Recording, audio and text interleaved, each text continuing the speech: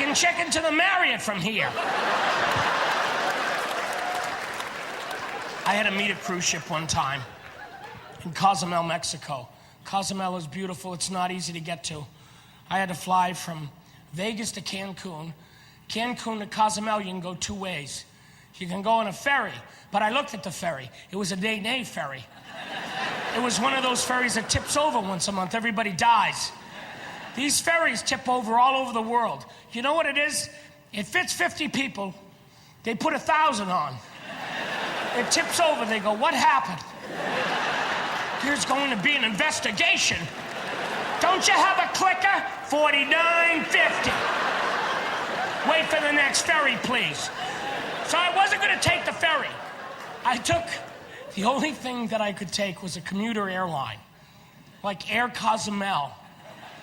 Now, those Mexican commuter airlines, they're the best of the best, so I wasn't nervous. Nothing but Top Gun pilots from the Mexican Air Force are flying this bad boy. I'm not too big. The plane is too small. The guy next to me, he's not happy at all. He's on his cell phone. Hello, mijo. I don't think we're gonna make it.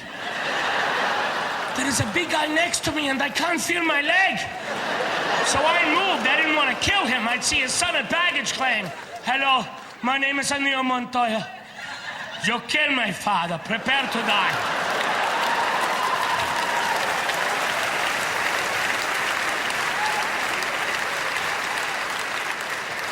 The flight attendant comes by and says, fasten your seatbelt. Why?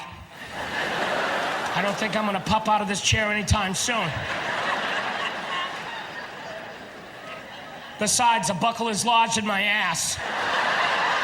And it's pretty far up there. I'm thinking it should hold me. You know, like a tail hook on an aircraft carrier. I might have shot out, but I would have sprung right back again. Then the flight attendant came by and said, you're in an emergency exit. You gonna be okay with that? Yeah. What do you, if the plane crashes, will I open the door? Nay, nay. I'm gonna go through the door. My door's gonna be this big. Everybody's gonna wanna go out through my door. And I'll be fast. You'll think a gazelle is loose on the runway. You'll be on fire. I'll be in the terminal eating a taco. I was on that plane. I don't remember much. I smelled smoke. And now I'm eating a taco. So this cruise I went on last month, I had a little trouble with some of the lines at the buffets. I don't do well in any kind of a line. I think I'm a pretty nice person, but you put me in a line, something happens to me. I lose my cherub-like demeanor. I really do. I want to know what's going on up there. I want to know why it's so slow. So I'm in this long buffet line, and there are these older ladies in front of me, and it's an elaborate buffet. It has ice sculptures, and it has watermelons that are carved into sharks, and little cantaloupe baskets, and they're browsing. Oh, look at that over there. Oh, it's a cantaloupe basket. And I'm trying to maintain, but in my head I'm going, get out of line. And they're taking pictures with their camera phones, their cell phones, and they don't know how to use them. So they're going, get out of line. They're taking pictures of a watermelon shark. Why? Are you gonna pull this out at a later date? How sad is your life if you have to stop and go, I want you to see this watermelon shark I saw. I ate the watermelon shark to prevent future browsing. Get out of line. People are starving behind you. Have a little courtesy. I get browsers. At McDonald's, people stare at the menu. I had one guy in front of me was like, well, what do they have?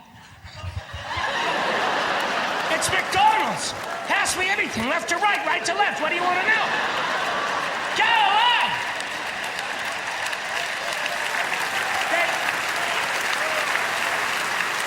They have pictures of the food. Point.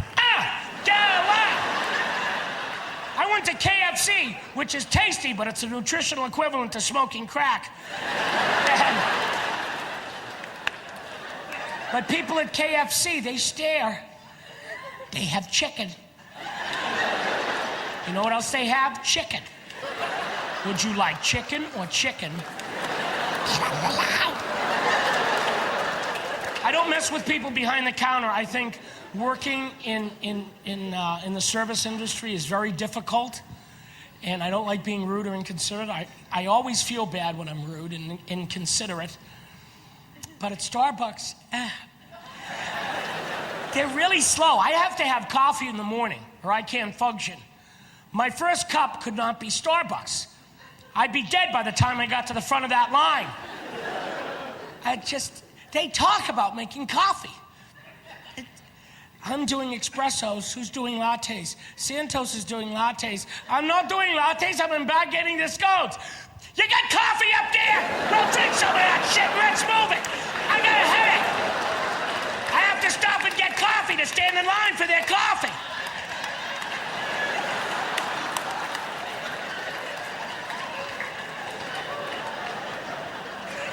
You know what holds up lines nowadays? Every place you have to have a card.